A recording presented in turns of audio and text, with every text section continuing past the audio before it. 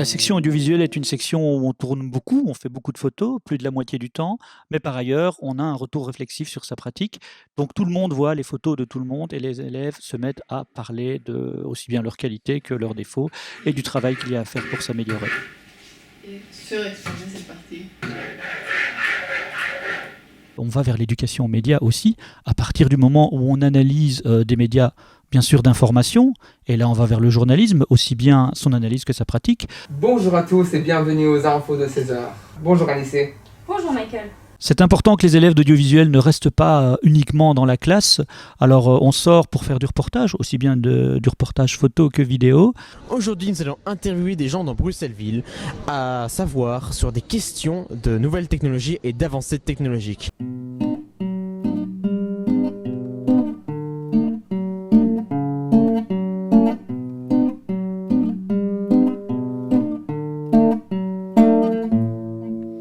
La 5e année est une année où on est plus dans la technique, dans l'appropriation de la grammaire du langage audiovisuel, puisqu'on passe à 7 heures semaine, alors qu'en 4e année, on n'a droit qu'à 4 heures semaine, qui sont surtout consacrées à la production.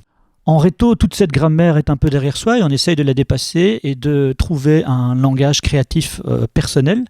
Voilà pourquoi il y a des travaux de fin d'études qui sont très importants. Ces travaux de fin d'études sont présentés devant un jury de professionnels, des photographes, des monteurs, des réalisateurs, des producteurs.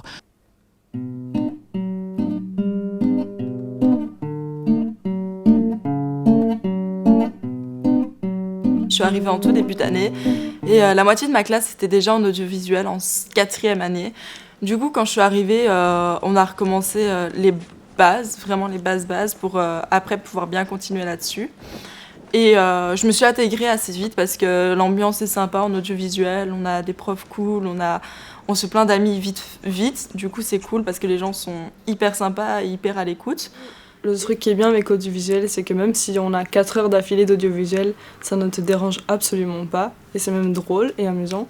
On fait beaucoup de photos, on apprend les noms des plans, comment filmer en contre-plongée et tout ça, et c'est trop bien. On fait également du montage. La question du matériel n'est pas importante, j'oblige les élèves à travailler avec un matériel identique, c'est-à-dire un matériel qu'ils vont trouver en classe. En 3e année, on aborde vraiment l'univers du cinéma dans sa globalité, et notamment l'échelle des plans, qui est un petit peu l'alphabet du cinéma. L'idée, c'est vraiment de déconstruire un petit peu l'univers à travers les différents corps de métier, d'une part, et à travers la technique, d'autre part. Il y a de nombreux débouchés une fois qu'on est sorti de l'audiovisuel. Bien sûr, il y a les examens d'entrée aux grandes écoles de cinéma, mais par ailleurs, on peut envisager se diriger aussi vers la communication, le journalisme, vers des métiers plus techniques, le métier de cadreur, d'ingénieur du son par exemple, dans des écoles supérieures. C'est une option qui devrait exister dans beaucoup plus d'établissements à Bruxelles et même en Belgique en général, car aujourd'hui, il y a un vrai défi par rapport à l'éducation à l'image. On vit dans un monde qui est fait essentiellement, qui tourne autour de l'image, de la publicité, on a des séries, on a tous des documentaires, le journal a parlé. On est submergé sans cesse d'images dans tous les sens et je pense que ce genre d'option est hyper intéressante parce que ça permet de désacraliser un petit peu la construction d'une image en tant que soi et de mieux en comprendre les mécanismes.